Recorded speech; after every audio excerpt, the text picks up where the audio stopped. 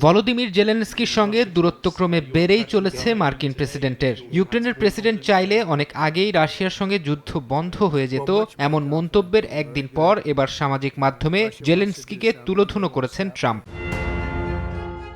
Truth সোশ্যালে দেয়া এক পোস্টে জেলেনস্কিকে সফল কৌতুক অভিনেতা উল্লেখ করে ট্রাম্প লেখেন, তিনি যুক্তরাষ্ট্রকে $350 বিলিয়ন খরচ করে এমন যুদ্ধে যেতে বলেছিলেন যা জেতা সম্ভব নয়। এই যুদ্ধে মার্কিন প্রশাসন ইউরোপের চেয়ে $200 বিলিয়ন বেশি ব্যয় করেছে দাবি করে ট্রাম্প বলেন, পশ্চিমারা তাদের খরচ করা অর্থ ফেরত পেলেও যুক্তরাষ্ট্র তা পাবে না। সামাজিক মাধ্যমে দেয়া পোস্টে জেলেনস্কিকে স্বৈরশাসক হিসেবেও আখ্যা দেন ট্রাম্প। বলেন, ইউক্রেনের প্রেসিডেন্টের দ্রুত পদক্ষেপ নেওয়া উচিত, না হলে তার আর কোনো দেশ থাকবে না।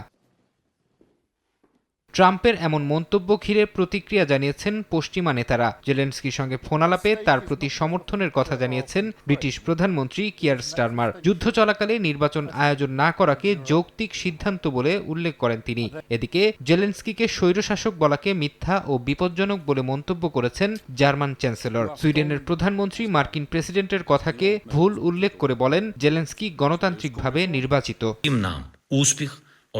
এদিকে এক ভিডিও বার্তায় ভলোদিমির জেলেনস্কি বলেছেন, বিশ্ব এখন দুটো পছন্দের একটি বেছে নেয়ার অবস্থায় আছে, হয় সবাই পুতিনের পাশে দাঁড়াবে আর নয়তো শান্তি বেছে নিতে হবে।